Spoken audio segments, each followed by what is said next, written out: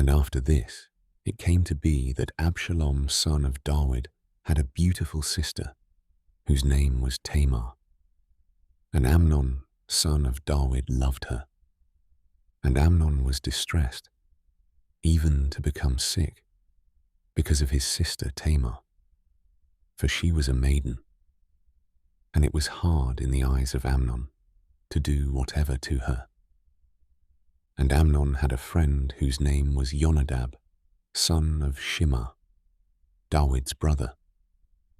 Now Jonadab was a very wise man, and he said to him, "Why are you, the sovereign's son, becoming thinner day after day? Explain it to me." And Amnon said to him, "I love Tamar, my brother Absalom's sister."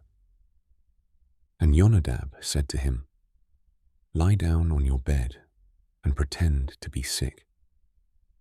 And when your father comes to see you, say to him, 'Please let my sister Tamar come and give me food, and make the food before my eyes so that I see it, and eat it from her hand.'" So Amnon lay down and pretended to be sick.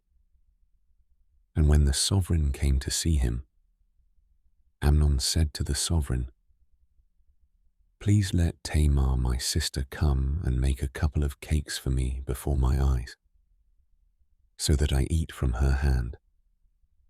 And David sent to Tamar, to the house, saying, "Please go to the house of your brother Amnon, and make food for him."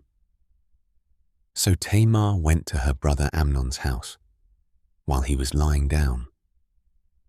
And she took dough and kneaded it, and made cakes before his eyes, and baked the cakes. And she took the pan and turned them out before him. But he refused to eat. And Amnon said, "Make everyone go away from me." And they all went out from him. And Amnon said to Tamar, "Bring the food into the bedroom, that I eat from your hand." And Tamar took the cakes which she had made, and brought them to Amnon her brother in the bedroom. And she brought them to him to eat. And he took hold of her, and said to her, "Come, lie with me, my sister."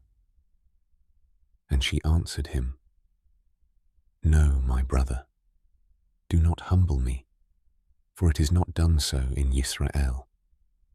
Do not do this wickedness. And I, where could I take my shame? And you would be like one of the fools in Israel. And now, please speak to the sovereign, for he would not withhold me from you." But he would not listen to her voice. And being stronger than she, he humbled her and lay with her. Amnon then hated her exceedingly, so that the hatred with which he hated her was greater than the love with which he had loved her. And Amnon said to her, "Arise, go."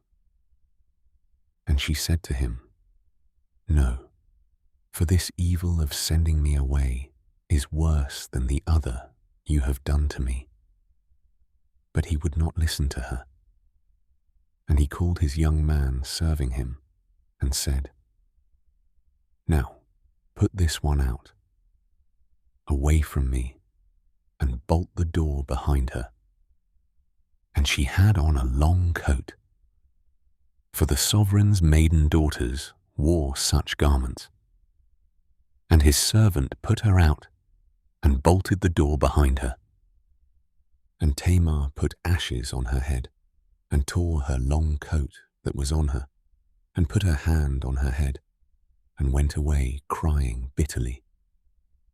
And Absalom her brother said to her, "Has Amnon your brother been with you? But now, keep silent, my sister. He is your brother, Do not take this matter to heart." So Tamar remained in the house of her brother Absalom, but was ruined. And Sovereign David heard all these reports, and he was very wroth. And Absalom spoke to his brother Amnon neither good nor evil. For Absalom hated Amnon, because he had humbled his sister Tamar.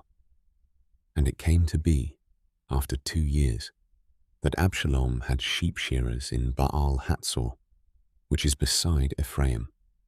And Absalom invited all the sons of the sovereign. And Absalom came to the sovereign and said, "See, your servant has sheep shearers. Please, let the sovereign and his servants go with your servant."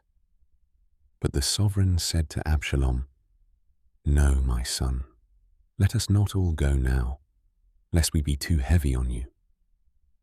And he urged him, but he would not go. And he blessed him. And Absalom said, "If not, please let my brother Amnon go with us." And the sovereign said to him, "Why should he go with you?" And Absalom urged him, so he let Amnon and all the sons of the sovereign go with him. And Absalom had commanded his servants, saying, "Watch, and when the heart of Amnon is glad with wine, and I shall say to you, 'Strike Amnon,' then kill him. Do not be afraid. Have I not commanded you? Be strong and brave." Then the servants of Absalom did to Amnon as Absalom had commanded. Then all the sons of the sovereign rose up, and each one mounted his mule and fled. And it came to be, while they were on the way, that news came to David, saying, "Absalom has stricken all the sons of the sovereign, and not one of them is left." And the sovereign rose up and tore his garments and lay on the ground. And all his servants stood by with their garments torn. And Jonadab, son of Shimei, David's brother, answered and said, "Do not let my master say they have killed all the young men, the sons of the sovereign, for only Amnon is dead. For by the mouth of Absalom this has been appointed from the day that he humbled his sister Tamar. And now let not my master the sovereign take the matter to his heart, to think that all the sons of the sovereign are dead, for only Amnon is dead." And Absalom fled. And the young man who was watching lifted up his eyes and looked, and saw many people were coming from the way behind him, on the side of the hill. Then Jonadab said to the sovereign, "Look, the sons of the sovereign are coming. As your servant said, so it is."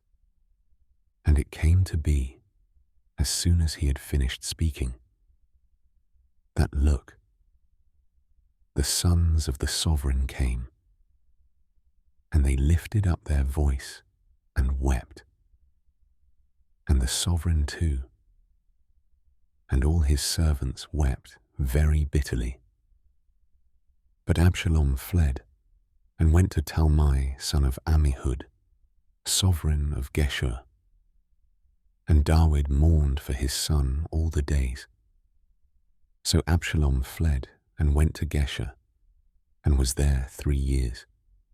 Sovereign David then longed to go to Absalom, for he had been comforted concerning Amnon, because he was dead.